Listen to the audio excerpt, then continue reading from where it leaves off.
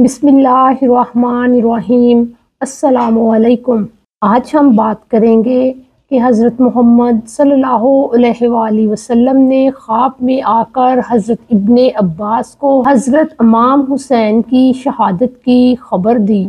ایک بار حضرت ابن عباس سو رہے تھے کہ وہ نیند سے بیدار ہوتے ہیں اور کہتے ہیں انا للہ و انا الیہ راجعون، اور فرماتے ہیں کہ باخدا امام حسین کو شہید کر دیا گیا ہے۔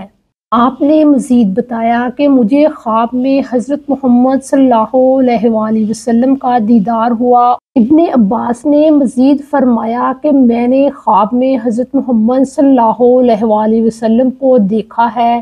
آپ صلی اللہ علیہ وآلہ وسلم کہہ رہے تھے کہ تم نہیں جانتے کہ میرے بعد میری امت نے کیا کیا۔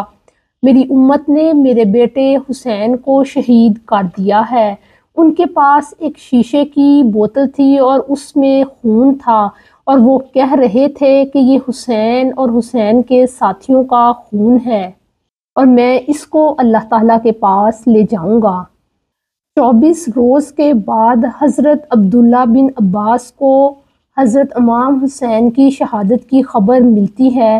حضرت عبداللہ بن عباس نے حساب لگایا تو یہ وہی دن بنتا تھا جس روز حضرت امام حسین کو شہید کیا گیا تھا، اور اسی دن ان کو یہ خواب آیا تھا۔